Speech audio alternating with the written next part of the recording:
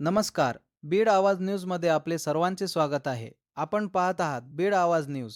बीडमध्ये बांधकाम कामगारांच्या विविध कल्याणकारी योजना पूर्ववत सुरू करण्याच्या मागणीसाठी महाराष्ट्र बांधकाम कामगार संघटनेच्या वतीने धरणे आंदोलन करण्यात आले.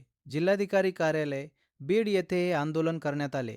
बांधकाम कामगारांच्या बंद करण्यात आलेल्या विविध योजना तातडीने पूर्ववत सुरू कराव्यात अशी मागणी यावेळी करण्यात आली.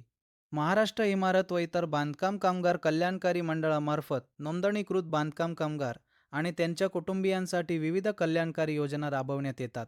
मात्र काही महत्त्वाच्या योजना बंद करण्यात आल्याने कामगार आणि त्यांच्या कुटुंबियांसाठी विविध कल्याणकारी योजना राबवण्यात येतात.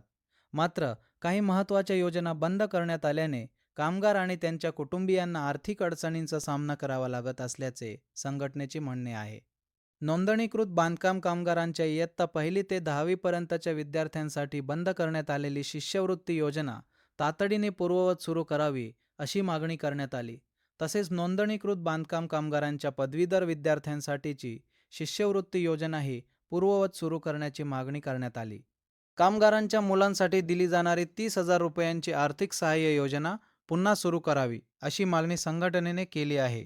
तसेच नोंदणीकृत बांधकाम कामगारांच्या मुलींच्या विवाहासाठी दिली जाणारी 51,000 रुपयांची आर्थिक सहाय्य योजना पूर्ववत सुरू करण्याची मागणी करण्यात आली.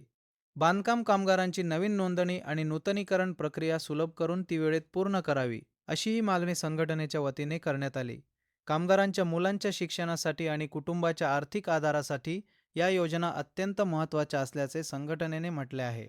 त्यामुळे शासनाने बंद केलेल्या योजना तातडीने पूर्ववत करून पात्र बांधकाम कामगारांना त्याचा लाभ द्यावा अशी मागणी करण्यात आली.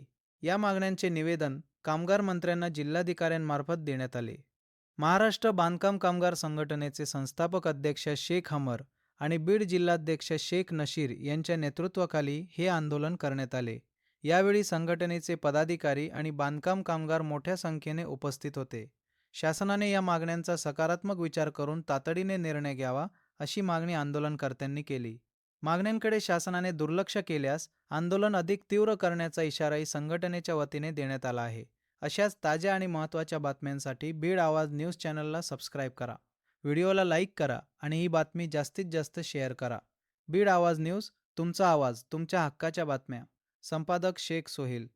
आज या ठिकाणी जिल्ह्यातील कामगार बांधवाच्या सोबत आज बीड जिल्हाधिकारी कार्यालयाच्या मार्फत कामगार मंत्री आकाश फुंडकर यांना आम्ही निवेदन सादर करतो की जे निर्णय तुम्ही घेतलेला आहे ते निर्णय तात्काळ रद्द करा. नसता येणाऱ्या काळात राज्यातील सर्व कामगार रस्त्यावर उतरल्याशिवाय राहणार नाही.